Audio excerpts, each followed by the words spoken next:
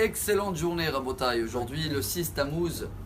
Qui est mieux que nous, la vérité, de essayer de partager comme ça tous les jours des messages dans la paracha, ce qui veut dire le texte divin, qui va changer notre vie.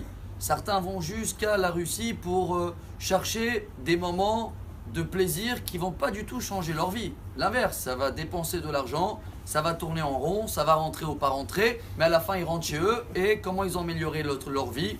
Pour cela, j'ai eu même hier quelqu'un qui est en Russie et il a demandé de l'envoyer les courses au Ranot. Alors bravo, vous voyez que même ceux-là qui tournent en rond comme nous, on tourne tous en rond, mais ils gardent quand même les messages divins. Et justement, dans la montée d'aujourd'hui, dans la paracha, donc la 3e, il y a le décès de Myriam, la sœur de Moshe et Aaron. Dès qu'elle est décédée, il y avait le puits, on dit en français, oui, miraculeux qui accompagnait le peuple d'Israël, qui avait toujours de l'eau dans le désert, et d'un coup, il n'y a pas de l'eau. Ils viennent tous vers Moshe et Aaron, on a besoin de l'eau. Tout le monde connaît cet épisode. Moshe va demander à Dieu, qu'est-ce que je fais? Hachem lui dit, il n'y a pas de problème, prends ton bâton et va parler à le rocher, et le rocher va sortir de l'eau. Moshe prend le bâton, donc il fait ce que Dieu le demande, mais par contre il ne parle pas. Il va le frapper. Une fois, il va sortir un peu d'eau. Deuxième fois, il va sortir beaucoup d'eau. Tout le monde, ils ont bu. Et voilà, l'affaire est classée. Mais l'histoire commence. Hachem dit, dans la montée d'aujourd'hui, à Moshe et Aaron, car vous ne m'avez pas écouté de parler au rocher, vous n'allez pas rentrer en Israël.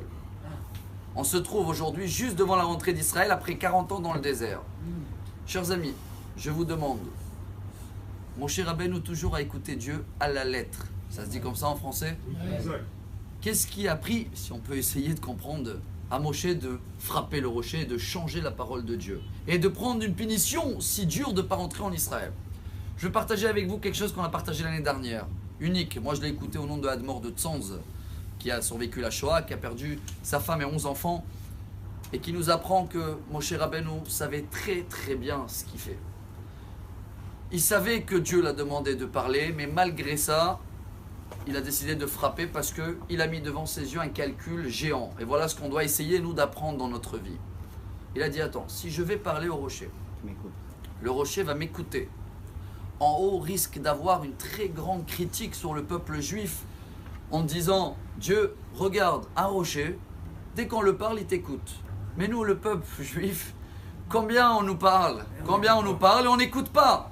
Pour éviter cette critique et pour ne pas laisser une chance de comparer à les accusateurs en haut, de critiquer le peuple, qu'est-ce qu'il a dit Moshe? J'encaisse, je vais frapper, il n'y a plus de comparaison à faire.